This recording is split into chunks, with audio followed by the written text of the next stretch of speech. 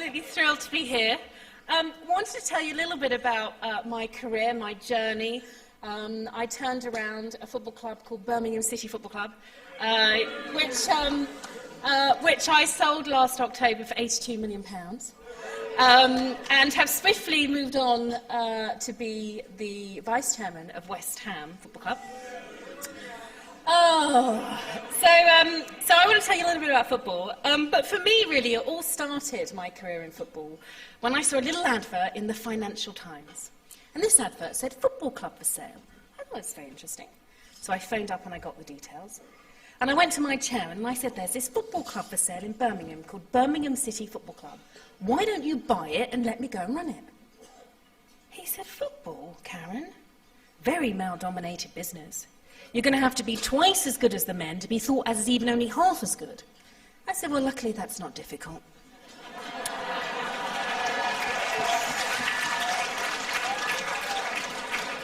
And he said, go on then, we'll give it a go. And that was on the Friday, and on the Monday, we owned a football club. And there I was at my first press conference. I was 23 years old, and I was desperate to look at least 25. So I had big hair, big earrings, big shoulder pads, and I got up on the stage in front of the press, and I gave my spiel about what I was going to do at Birmingham City Football Club. And when I'd finished, I said, any questions? A little hand went up, and I said, yes, sir. He said, Sunday people? I said, yes, sir. He said, what are your vital statistics? Oh, dear. And I said, listen, I know it's difficult, really difficult for you to see a woman, a young woman at that, coming into football. I said, but I promise you, in 10 years' time, when you come back to this football club, you're going to see us playing in the best league in the world and setting the standards that other football clubs are going to follow.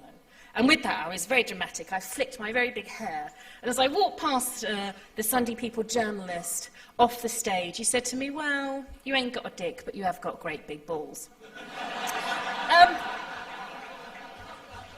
And trust me, I have been using those great big balls since 1993 to really do the things that I do and do well, and that's sort of turning businesses around, giving the passion and enthusiasm, creating strategy.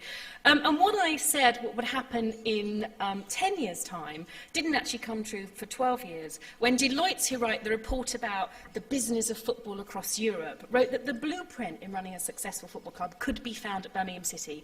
And we know what that is really about. It's finding that really fine line between risk and reward and walking it.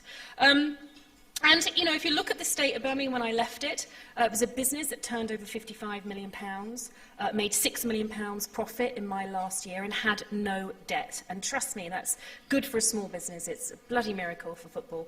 Had a capacity of 30,000, more executive boxes than Liverpool and Everton added together, and a number of affinity schemes. So you could get a Blues mortgage, you could have a Blues credit card, Blues gas, Blues water, Blues petrol card, you could travel with Blues travel, and you could even have a Blues funeral. Which one or two of my managers were threatened with over the years, but we'll get onto that. Now, we all run businesses here, don't we? But I think staff need three things. They need determination, the determination to do a job and do it well. They need enthusiasm. I don't employ anybody without enthusiasm. And the third thing they need, actually, is everybody who works for me knows this. What is the strategy of this company? Where is it going? And what is my individual role in delivering that strategy? And if the company is a success, and I'm a success, what is my reward? We say in football that the 5 most important words in the English language are what's in it for me. And that's a philosophy that runs through. So lots of things that we do to motivate staff and treat staff well. And the way I always say to people that really to assess how motivated people are is just look at your annual sick leave. Because annual sick leave tells you all you need to know about how motivated the people are who work for you. And when I left Birmingham last year, in 2009, I think it was the 3rd or 4th year we would have won an award, and I think it's from HR Weekly, Annual sick leave at Birmingham, 1/4 of 1 day a year. Now, bear in mind we work 6 days a week, and bear in mind that we don't make anything, we don't produce anything, we just have people. And on one hand, I've got an 18-year-old who works in my ticket office and can earn a maximum of £15,000 a year. And on the other hand, I have an 18-year-old footballer who trains for 45 minutes a day, might play the odd match, not that I'm bitter or anything, and he will get £15,000 a week. Now, the 18-year-old who earns £15,000 a year can't imagine what it's like living with £15,000 a week, and trust me, the 18-year-old footballer has no idea how people live on £15,000 a year. So how do you motivate them both in the same organisation to make them make the contribution that is needed to have that philosophy where everyone has to do everything to ensure the business is a success?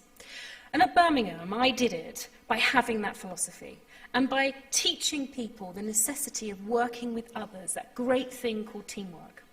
Because the 18-year-old ticket office doesn't have a job if the 18-year-old on the pitch isn't scoring goals, and the 18-year-old on the pitch doesn't play in front of anybody unless we're selling tickets. And that meant that I integrated my entire business. So hospitality worked in accounting, accounting worked in retail, retail worked in ticket sales worked with the groundsman worked in commercial, and so on. So everyone knew everything about our business, what was wrong with it, what needed improving, who was in which role.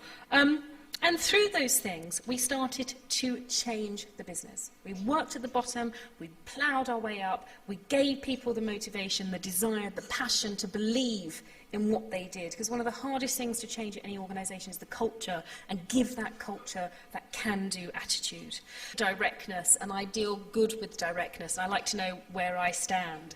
And, you know, it's not always easy when you're running a people business because, as I said, we don't produce anything, we don't make anything, we only employ people. And ensuring that people are motivated and on their toes and delivering is always very important. And getting that mix of people right. And, of course, people make mistakes. And helping to repair those mistakes becomes, you know, the job of the CEO or the chairman or the vice chairman in my case. So adversity, I can't really think of anything, but I think the only way really to deal with adversity is to deal with it head on and take the blows and take them quickly and at least be honest with how you got to where you were and how you intend to get out of it. Okay, the next one's quite a long one, so bear with me. It comes from Keith De Bruin, CBII, Chairman of BII Southwest Region, and he says, you currently hold a number of very different positions across a variety of organisations. How do you stay sane enough to successfully juggle all of these? And what tips can you give those in the audience who also juggle a wide range of positions within their role? Again, I sort of think I touched on it, but my red light is flashing, so I'll give a sort of an answer that I really believe in, and that is that nothing really is work unless you'd rather be doing something else. And I think if you're doing a job when you'd rather be doing something else, it is too much like hard work and you don't want to do it. And I think in life, if you can find a balance of doing the things that you have to do, the things you really want to do, then that's a unique balance. And that's what keeps me sane anyway. Thank you so much. I really enjoyed it.